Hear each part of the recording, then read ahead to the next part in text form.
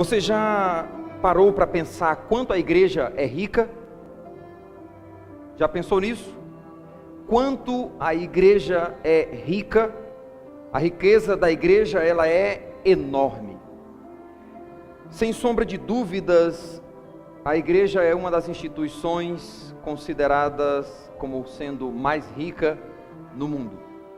Agora, eu não estou me referindo à Igreja Batista ou mesmo outra denominação de cunho evangélico ou não.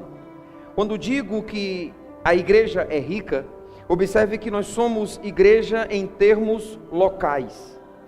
Mas a riqueza da igreja a que me refiro, eu estou fazendo menção à igreja espalhada pela face da terra. Ela possui uma riqueza enorme. E esta igreja a que me refiro não diz respeito a uma denominação, não diz respeito a um prédio específico, mas ao composto daqueles que tiveram o privilégio de responderem em fé e obediência à mensagem do Evangelho. Todo aquele que entregou a sua vida a Jesus passou a fazer parte da igreja, não em termos locais propriamente dito, como esta, a Igreja Batista, mas a igreja geral, ou chamada em teologia de Igreja Universal. É o composto daqueles que são salvos em Cristo Jesus, espalhado por toda a face da terra. A igreja de Jesus está espalhada no mundo e podemos dizer que somos apenas uma pequena parte dela.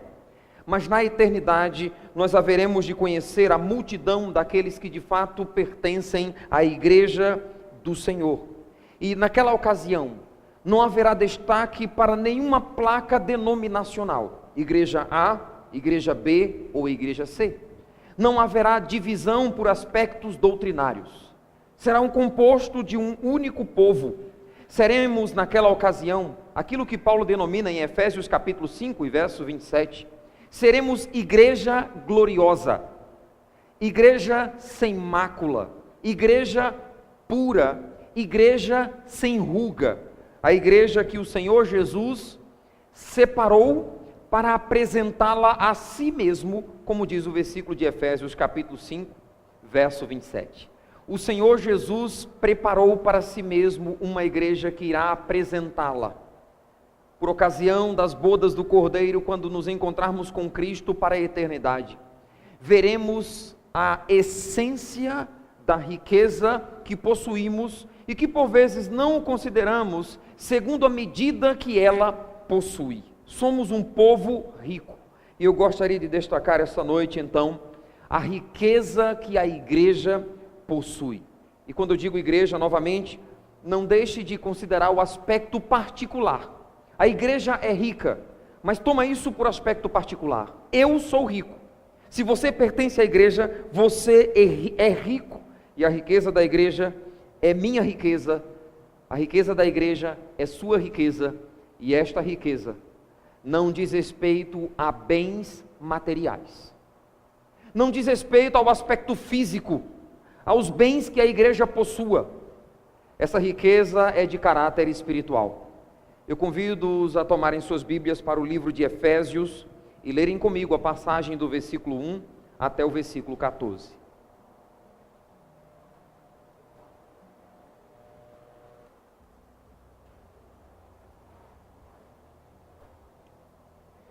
Efésios capítulo 1.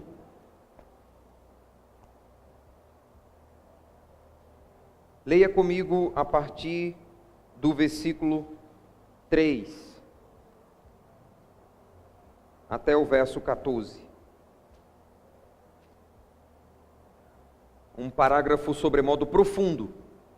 As Escrituras nos afirmam assim: Bendito o Deus e Pai de nosso Senhor Jesus Cristo, que nos tem abençoado com toda sorte de bênção espiritual nas regiões celestiais em Cristo Jesus. Assim como nos escolheu nele antes da fundação do mundo, para sermos santos e irrepreensíveis perante ele. E em amor nos predestinou para ele, para a adoção de filhos por meio de Jesus Cristo, segundo o beneplácito da sua vontade, para louvor da glória de sua graça, que ele nos concedeu gratuitamente no amado, no qual temos a redenção, pelo seu sangue a remissão dos pecados, segundo a riqueza da sua graça, que Deus derramou abundantemente sobre nós em toda sabedoria e prudência, desvendando-nos o mistério da sua vontade, segundo o seu beneplácito que propusera em Cristo, de fazer convergir nele, na dispensação da plenitude dos tempos, todas as coisas, tanto as do céu como as da terra. Nele, digo, no qual fomos também feitos herança, predestinados segundo o propósito daquele que faz todas as coisas, conforme o conselho da sua vontade, a fim de sermos para louvor da sua glória, nós, os que de antemão esperamos em Cristo, em quem também vós, depois que ouvistes a palavra da verdade, o evangelho da vossa salvação, tendo nele também crido, fostes selados com o Santo Espírito da promessa, o qual é o penhor da nossa herança, até ao resgate da sua propriedade, em louvor da sua glória. Que Deus aplique esta porção da sua palavra em nossos corações. Brevemente, deixe-me contextualizar você dentro deste livro. O autor dessa carta é conhecido, é o apóstolo Paulo, e ele escreve de acordo com o versículo 1, aos santos e fiéis em Cristo Jesus, na cidade de Éfeso. Éfeso era uma das cidades mais importantes da antiga Ásia Menor, a atual Turquia. Esta cidade, ou Paulo chega a esta cidade no final da sua segunda viagem missionária, e ele deixou ali aquele casal bem famoso, Priscila e Áquila. E este casal então instruiu em parte aquela congregação, e mais tarde ele atribuiu a Timóteo a responsabilidade de estabelecer líderes nesta cidade, junto a esta igreja na cidade de Éfeso. É interessante que, diferentemente das demais epístolas, o apóstolo Paulo não está escrevendo tendo em vista combater um erro ou combater falsos ensinos, como era bem comum. Não havia um erro geral ou mesmo local, nem um pecado particular a ser combatido pelo apóstolo Paulo nos seus escritos a esta igreja. O propósito de Paulo aqui é conscientizar os cristãos efésios da posição que eles ocupavam diante de Deus. É essa a motivação que leva o apóstolo Paulo a escrever. Atribuir uma conscientização acerca da posição que os cristãos efésios, e assim aqueles todos que servem ao Senhor por meio de Cristo, ocupam uma posição gloriosa diante do Senhor. Deixe-me então afirmar que a compreensão da posição que a igreja ocupa diante de Deus deve nos conduzir a um viver glorioso. Quando nós compreendemos de fato o que está implícito na posição que nós ocupamos diante do Senhor, só nos resta concluirmos de vivermos de forma gloriosa, e nós vamos observar isso neste parágrafo dos versos 3 até o verso 14. Então, tendo em vista conscientizar a igreja da posição que ele ocupa, observe que Paulo apresenta uma profunda e rica exposição do propósito de Deus e da sua graça estabelecida sobre a igreja. Olhe comigo, por exemplo, no versículo 3. No capítulo 1 e versículo 3, o apóstolo Paulo diz: bendito seja o Deus e Pai de nosso Senhor Jesus Cristo, que nos tem abençoado como? Com toda sorte de bênçãos. Já ouviu diversas vezes a expressão Deus abençoe, Deus abençoe, Deus abençoe. Todos nós queremos as bênçãos do Senhor, queremos ser abençoados por Ele.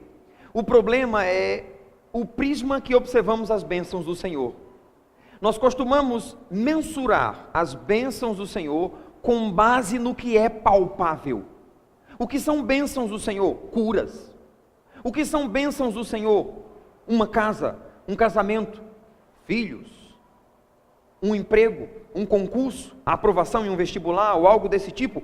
Estas coisas são dádivas do Senhor, são bênçãos do Senhor, mas não se constitui aquilo que as Escrituras denominam como sendo bênçãos sumárias. E eu quero destacar estas. O que é interessante, amados, é que a riqueza da igreja, ela é espiritual. A riqueza da igreja não é medida por bênçãos materiais, físicas mas por bênçãos espirituais. Não são as bênçãos físicas que fazem da igreja rica, mas as bênçãos espirituais em Cristo Jesus. É então por essa realidade que o apóstolo Paulo abre esse parágrafo no versículo 3, louvando ao Senhor. A expressão aí é bendizer, bendizendo a Deus, exaltando a Ele por toda a sorte de bênçãos espirituais que Ele tem derramado sobre a igreja. Irmãos, nós vivemos um tempo de igrejas e denominações sobremodo ricas, igrejas de um patrimônio sobremodo elevado, igrejas que possuem prédios luxuosos, pomposos, líderes que despontam muito mais como empresários do que emissários de Deus. Já observou algumas dessas igrejas? Você certamente já viu propagandas de determinadas denominações, em que o nome da igreja é muito mais divulgado do que o próprio nome de Jesus. Você já deve ter ouvido algumas. Eu costumo destacar que os convites dessas denominações não são para as pessoas irem a Cristo Jesus como Salvador, mas a irem à igreja para terem sucesso, para receberem de Deus bênçãos de cunho material. Venha para a cruzada do sucesso, fogueira disso e daquilo, voto disso e daquilo outro, venha tocar no manto sagrado, leve a rosa, coloque a digital e outras coisas mais, tudo isso tendo em vista o obter bens materiais, bênçãos de caráter físico. Para constatar isso, basta olharmos para aquilo que essas igrejas estão destacando. Elas dão ênfase sobremodo elevado ao sucesso, a aquisições, a bens materiais. Tais igrejas possuem prédios lindos, enormes, luxuosos, pomposos, mas, entretanto, pouco ou quase imperceptível é o ensino acerca de bênçãos espirituais, de bênçãos de ordem espiritual. Mas, segundo a teologia que essas pessoas seguem, essa seria uma crítica precipitada da minha e da sua parte, dizer que eles estão focando somente no que é material. Eles então destacariam que as bênçãos materiais são resultado das bênçãos que Jesus conquistou para nós e estão disponíveis àqueles que usam a fé. Quem possui fé vai trazer a lume, a existência, vai materializar a sua fé por meio de suas conquistas. Então, é conveniente a esses serem ricos, jamais estarem doentes ou passarem qualquer tipo de necessidade. Observe que o problema diante de tal ensino é que nós não encontramos respaldo bíblico para isso. Não há uma inferência direta das Escrituras acerca desse ensino. A igreja, por exemplo, tem início no livro de Atos dos Apóstolos, Atos capítulo 2. E algo que é evidente a partir de Atos capítulo 2 e se estende por todo o livro, é que a igreja era materialmente pobre. No livro de Atos dos Apóstolos, a igreja é materialmente pobre. Por exemplo, é dito que os membros que possuíam bens precisaram se desfazer desses bens para suprir as necessidades daqueles que, por causa da fé em Cristo, não podiam mais trabalhar, eram desprezados, tidos como escória da sociedade e enfrentaram perseguição. Alguns deles, no decorrer da história da igreja, experimentaram o que o escritor aos Hebreus afirma, o espólio dos seus bens, ou seja, tiveram seus bens arrancados. Então não tinha vida fácil para a igreja. A igreja primitiva era materialmente pobre. Não somos informados de nenhum apóstolo materialmente rico. Por exemplo, Paulo dependia de ofertas que recebia dos irmãos para manter o seu ministério, e quando não, ele trabalhava, exerceu um serviço tendo em vista suprir a sua necessidade, segundo os termos que ele usa, para não ser pesado às igrejas que já passavam necessidade, e para não ser um peso para a igreja, o apóstolo Paulo, em certas ocasiões, teve que trabalhar, porque sabia que as igrejas eram materialmente pobres. O apóstolo Paulo ainda testemunha que ele mesmo teve que experimentar até fome, para exercer o seu ministério. O mesmo Paulo testemunha que as igrejas da Macedônia, elas suportaram profunda tristeza, ou profunda pobreza, perdão. 2 Coríntios capítulo 8, versículo 2, diz que as igrejas da Macedônia experimentaram profunda pobreza, mas apesar da pobreza que viviam, ainda levantaram a oferta para os irmãos que estavam mais necessitados na Judeia. Então as igrejas da Macedônia, pobres. As igrejas da Judeia, também pobres. Então nós não encontramos tal respaldo de a igreja, por servir a Deus, por meio de Cristo Jesus, automaticamente precisar ser rica materialmente. O discurso parece ser belo e simples. Deus, como diz a Bíblia, é dono do ouro e da... Se Deus é o dono do ouro e da prata, logo os seus filhos também são ricos. Você entende o raciocínio que eles estão fazendo? Quando a Bíblia diz que Deus é dono do ouro e da prata, não está se referindo ao fato de Ele ter consigo toda a riqueza disponível em um reservatório para todo aquele que se rende a Ele, e quando alguém se rende a Ele, Ele automaticamente faz essa pessoa rica, se ela materializar a sua fé. Não é este o sentido. O sentido de Deus ser dono do ouro e da prata é de que Ele não tem necessidade. Deus não depende de nada que o homem ou que este mundo tenha. Assim, Ele é dono do ouro e da prata. Afinal de contas, Ele mesmo diz, a terra é minha. Deus é dono de tudo que este mundo possui. Então eu pergunto, onde estava a riqueza dos apóstolos? Com certeza não estava nos bens que possuíam, não estavam nos prédios pomposos. A riqueza dessas igrejas, bem como dos apóstolos, estava nas regiões celestiais em Cristo, como diz aí Efésios capítulo 1, versículo 3.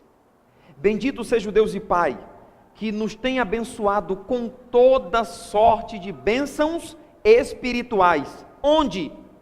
Nas regiões celestiais em Cristo Jesus. Então no texto, Paulo está conduzindo os cristãos efésios e também a igreja no decorrer dos séculos a reconhecerem a natureza da posição que ocupam, sendo essa de caráter espiritual e não física. Queridos, como esse conhecimento é importante à nossa fé. Eu diria que a visão que temos da vida cristã depende desse conhecimento, da posição que ocupamos diante do Senhor. A igreja é vista como sendo uma agência de cura física por muitos. Hoje em dia a igreja é vista como uma agência de prosperidade, que está à disposição de todo aquele que nela ingressar. É assim que muitos estão vendo a igreja do Senhor hoje em dia. Mas Paulo afirma que nossas bênçãos estão nas regiões celestiais em Cristo. E essa referência, bênçãos nas regiões celestiais, não compreenda como sendo uma referência à localidade, ou seja, não é que nossas bênçãos estão erguidas, suspensas em algum lugar celestial. Nas regiões celestial, diz respeito ao aspecto em que essas bênçãos advêm.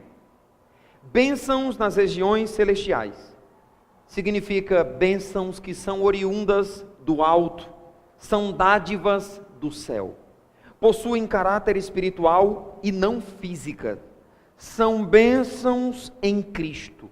Irmãos, as bênçãos em Cristo não podem ser limitadas aos tipos, uma casa, uma cura de uma enfermidade, um casamento, um bom comércio, um bom emprego. Ainda que essas coisas sejam dádivas do Senhor, as bênçãos espirituais vão além, e elas dizem respeito a tudo aquilo que Deus fez, tendo em vista cumprir o seu propósito eterno, de estabelecer um povo que lhe é propriedade particular, chamado igreja. É isso que está envolvido nas bênçãos espirituais. É o que Deus fez para estabelecer um povo exclusivo, um povo que lhe é propriedade particular. Irmãos, aquilo que Deus providenciou para nós, tendo em vista o cumprimento dos seus propósitos em nossas vidas, é mais do que suficiente para bendizermos a Ele, independente de bênçãos físicas. Eu diria que, graças a Deus, o apóstolo Paulo, inspirado por Deus, não nos deixou suspensos quanto ao que seriam essas bênçãos espirituais. Graças a Deus que Ele nos diz, claramente o texto nos informa, se nós seguirmos a leitura a partir do versículo 4, versículo 5, nós vamos entender qual é a consistência das bênçãos que Ele nos deu, e essas são espirituais, nas regiões celestiais em Cristo, ou seja, oriundas do alto. Acompanhe comigo o versículo 4, por exemplo. No versículo 4 ele começa a apontar essa lista de bênçãos espirituais que nós precisamos constantemente considerá-la, jamais esquecermos do que Deus fez. No verso 4 ele diz, assim como, bênção número 1, nos escolheu nele, em Cristo. Quando foi essa escolha? Antes da fundação do mundo. E Ele nos escolheu para quê? O texto continua dizendo, para sermos santos e irrepreensíveis perante Ele. Irmãos, cada uma dessas bênçãos, eu diria que requer de nós um estudo profundo por conta do valor que ela tem e do que está implícito em cada uma dessas bênçãos. Mas eu quero fazer somente um resumo e algumas devidas aplicações propostas em cada bênção. Assim, a primeira bênção que Paulo destaca é que nós fomos escolhidos antes da fundação do mundo, para sermos santos e irrepreensíveis perante Deus. Deixe-me perguntar, você tem realmente noção do que isso significa? Paulo está dizendo que em algum momento da eternidade, quando o mundo ainda não existia, Deus formulou um propósito na sua mente. Em algum dado momento da eternidade, Deus estabeleceu este propósito. E este propósito incluía o seu Filho unigênito e a igreja. Nós, todos quantos servimos a Deus por meio de Jesus. Lá na eternidade, Deus estabeleceu o seu propósito, incluindo seu Filho unigênito e a igreja. E o propósito de Deus consistia em nos tornar santos, ou seja, separados para Ele. Separados por Ele e para Ele. Além deste propósito incluir sermos santos, também ele diz irrepreensíveis. E a expressão traduzida nesse texto por irrepreensível tem a ideia de ser sem defeito diante dele. Então, pastor, nós somos sem defeitos diante de Deus? Não, nós temos defeitos. Nós somos pecadores, mas a ideia dessa expressão traduzida por santo e irrepreensível, santo trazendo consigo o significado de separado por Ele e para Ele, e irrepreensível trazendo o significado de sermos aprovados diante dEle. Não há em nós nada que nos reprove diante de Deus. Espera aí, pastor, explica isso melhor. O pecado trouxe consigo separação entre o homem e Deus. E a palavra do Senhor diz que o salário do pecado é a morte. O nosso pecado, Isaías 59, verso 2, diz que as nossas transgressões fazem separação entre nós e Deus.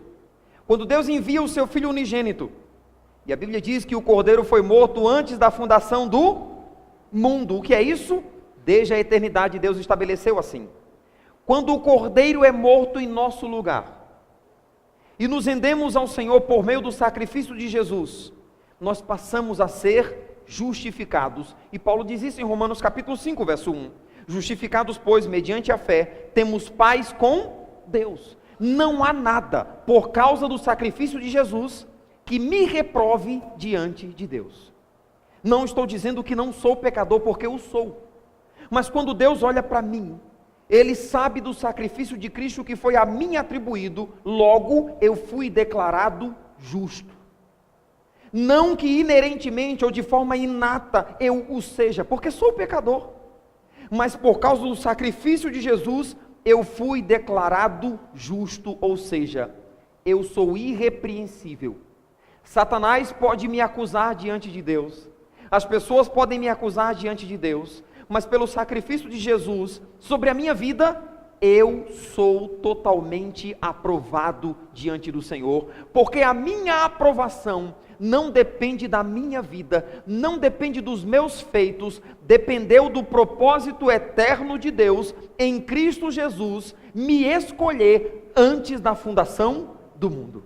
Você entende isso?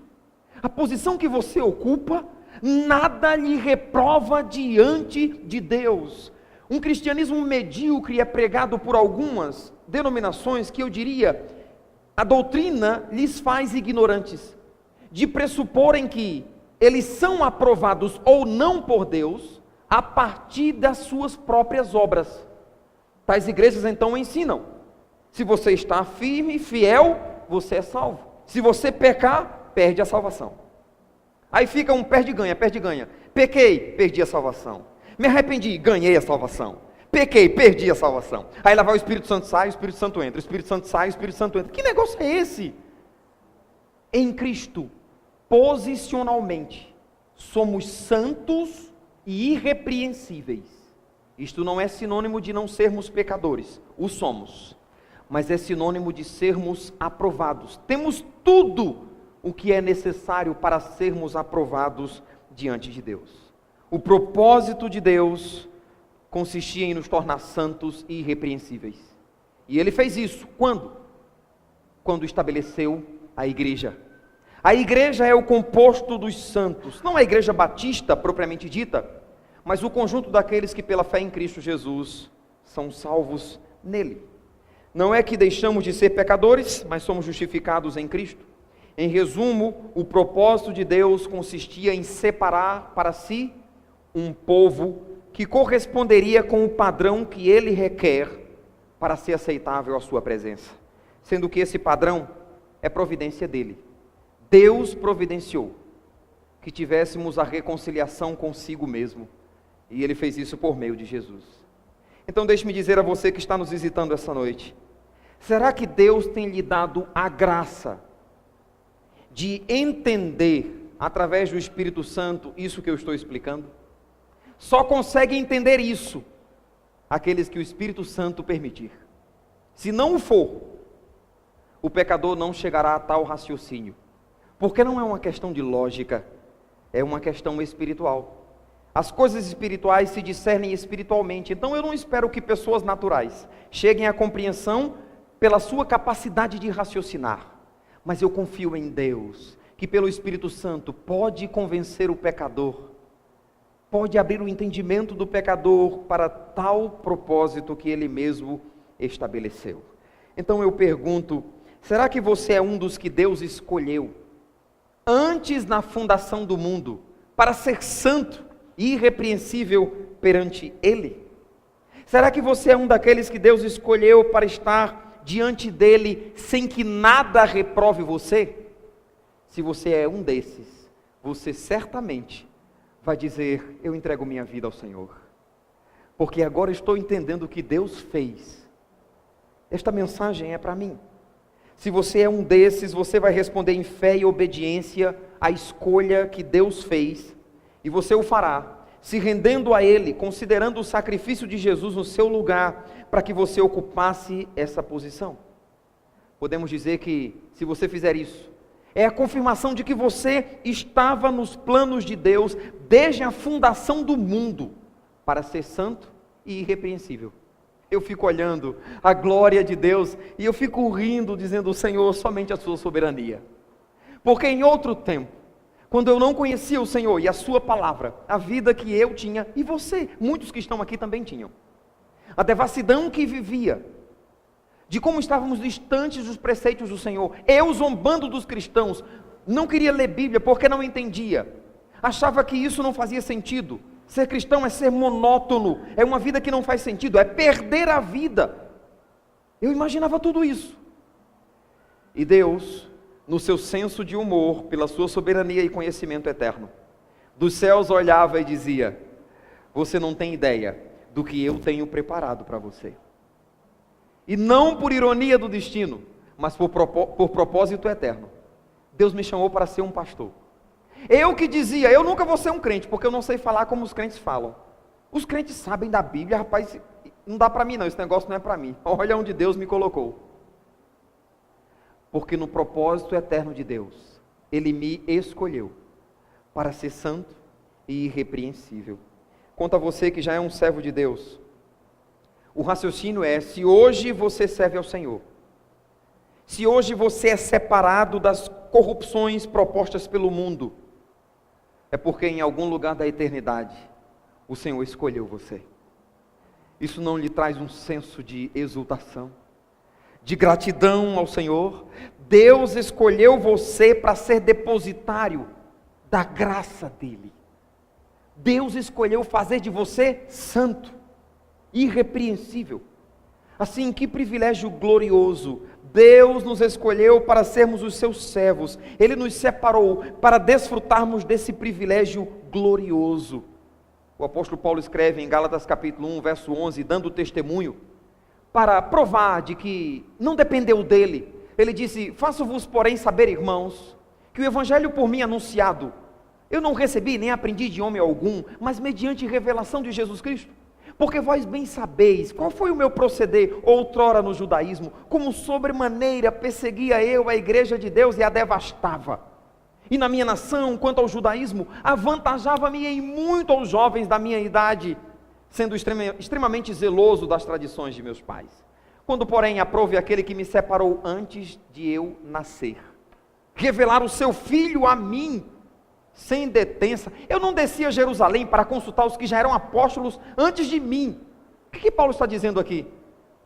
Um Deus soberano, eterno, Jeová, me separou antes de eu nascer.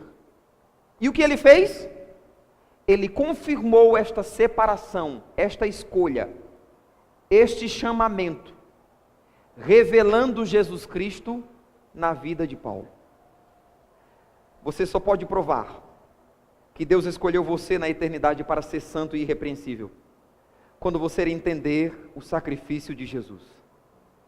Então, quando você fizer do sacrifício de Jesus a razão da sua vida, você vai dizer como Paulo: aprove a Deus revelar o seu Filho a mim. E quando isso acontece, não há sombra de dúvida, não há variação de pensamento, há posicionamento, há convicção: minha vida pertence ao Senhor. Assim, esta primeira bênção já é sobremodo profunda. Deus nos escolheu antes da fundação do mundo para sermos santos e irrepreensíveis. Não fomos nós que nos tornamos santos, mas fomos feitos. Somos irrepreensíveis, não no sentido de não sermos corrigidos, mas no sentido de que não há nada que nos reprove diante de Deus, porque o que nos aprova é Jesus Cristo. Amém? Em segundo lugar, o verso 5.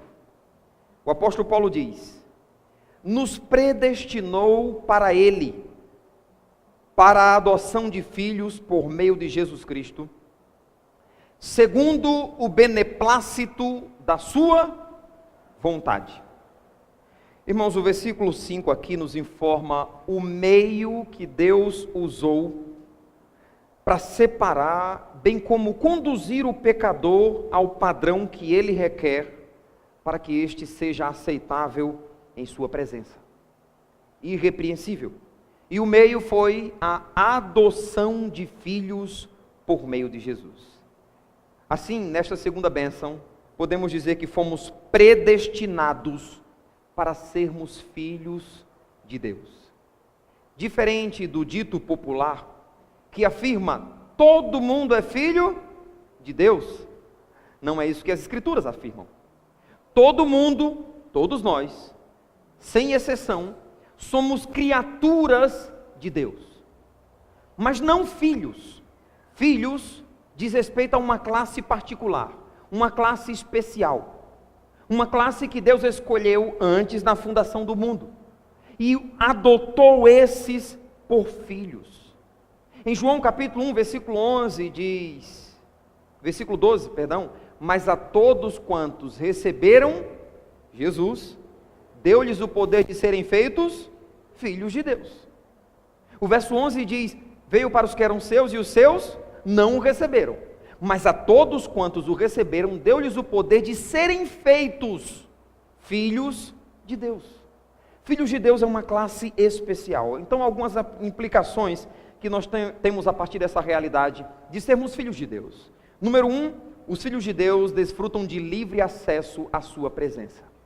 Número 2, Deus nos ama. Ele não é um ser estranho, não está além. Não é como ensinavam os deístas no século XVIII, que Deus é um criador, uma espécie de Deus que criou todas as coisas, deu corda e se ausentou da sua criação, não exercendo qualquer relacionamento. Não.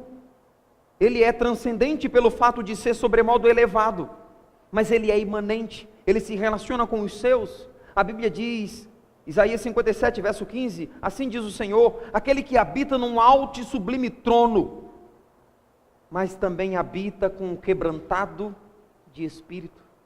Ele é imanente, se relaciona com os seus, ele nos ama, nos trata como filhos, mas também é válido destacar que como filhos, número 3, somos passíveis de disciplina, porque a Bíblia diz, se estáis sem disciplina, sois bastardos e não filhos, porque o pai disciplina o filho que ama. Deus usa a disciplina para corrigir os seus filhos, para moldar o caráter destes de conformidade com o padrão que ele requer de nós, uma vez que carregamos o nome dele sobre nossas vidas. E número 4, a nossa filiação subentende responsabilidade. Carregamos sobre nós o termo filho, filho de Deus. Convém, pois, sermos imitadores dele, como Paulo diz, sede, pois, imitadores de Deus, como filhos amados. Nossas vidas precisam expressar a marca de Deus em nossas vidas. Agora, olhe comigo para a base da escolha de Deus no final do versículo 5. O texto diz que a base da escolha do Senhor foi segundo o beneplácito da sua vontade. Ou seja, Deus nos escolheu. Porque observe em termos particulares, eu disse, será que você é um daqueles que Deus escolheu antes da fundação do mundo? Observe que essa pergunta traz consigo a implicação de limitação. Quando eu digo, será que você é um desses que Deus escolheu antes da fundação do mundo? Eu quero dizer que Deus escolheu pessoas específicas e nem todas são escolhidas por Deus. É particular. Alguém então pode questionar, como é a história? Deus escolhe somente alguns, que Deus é esse?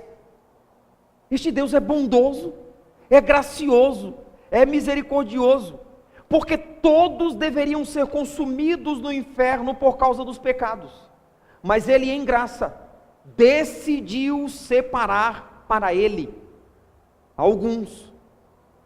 São os escolhidos do Senhor para serem santos e irrepreensíveis. Mas como é que pode? Ele escolhe uns e outros não.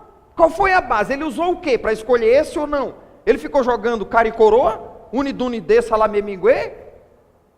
Qual foi a escolha de Deus? Gente, o texto diz, foi segundo o beneplácito da sua vontade. Ele é Deus e escolheu quem Ele quis. Se você continua questionando, leia Romanos 9, umas 10 vezes, aí você vai entender o que é a soberania de Deus. O texto diz, não pode a criatura dizer ao Criador, por que me fizeste assim? Quem é o homem para questionar Deus? Ele escolheu segundo o beneplácito da sua vontade. A expressão traduzida nesse texto por beneplácito fala da aprovação do seu querer, da realização do que ele intentou fazer. Literalmente poderíamos usar a expressão bel prazer. Foi segundo o prazer de Deus que ele nos escolheu. Cada um daqueles que hoje são servos do Senhor, ou que venham a se tornar, será uma clara resposta à soberania de Deus, que segundo a sua vontade soberana, estabeleceu. A base da escolha de Deus foi o conselho da sua vontade. Ele é soberano e decidiu conforme lhe foi agradável. Mas por que Deus nos escolheu? Por que Deus nos escolheu e nos predestinou para sermos santos e irrepreensíveis? Por quê?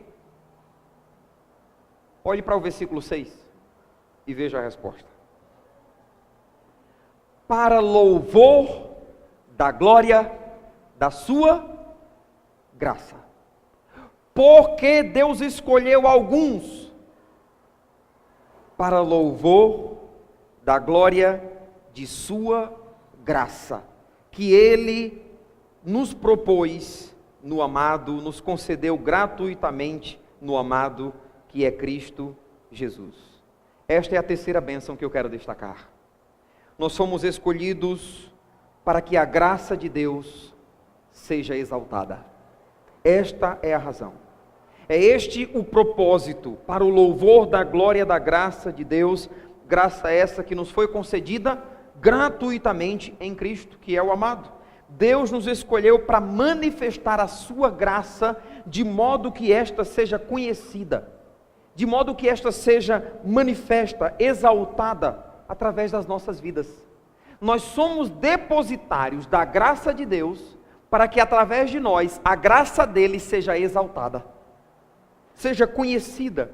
Irmãos, pela obra que Deus fez em nossas vidas, a sua graça é exaltada. A graça de Deus diz respeito ao seu favor para conosco, favor esse totalmente imerecido de nossa parte, entretanto, Deus decidiu derramar sobre nós. Irmãos, deixe-me dizer assim, a igreja é a mais clara manifestação da graça de Deus nesse mundo. E por meio dela, a graça de Deus é exaltada. Deus quis assim. É um privilégio ser parte da igreja do Senhor. A igreja de Deus é a maior manifestação de graça sobre este mundo. A maior manifestação de graça não é na chuva que rega a terra, não é em estarmos vivos. A maior manifestação de graça é a igreja. Este mundo nem sabe. Mas ai do mundo se não fosse a igreja. É por isso que cremos no pré-tribulacionismo. O que é que o pré-tribulacionismo ensina? Que Jesus virá arrebatar a igreja, logo em seguida começa a tribulação. Quando será um tempo de terror e agonia, que Deus vai derramar a sua ira sobre este mundo. E Apocalipse capítulo 3, versículo 10 diz: porque guardastes a minha palavra, a palavra da minha perseverança, eu os guardarei da hora da provação que há de vir sobre o mundo inteiro. Nós não seremos tratados juntamente com o mundo. Deus tirará a sua igreja deste mundo, e então, ai deste mundo, quando a igreja for retirada. Começará a tribulação. Então, que privilégio glorioso tem aquele que faz parte da igreja. Novamente, não a igreja batista propriamente dita, mas a igreja de Jesus, espalhada neste mundo. Amados, em Cristo Jesus, somos sobremodos abençoados. Eu ainda queria destacar ainda 3 outras bênçãos nesse texto, mas o deixarei por fazê-lo no próximo domingo, por causa do tempo que vai.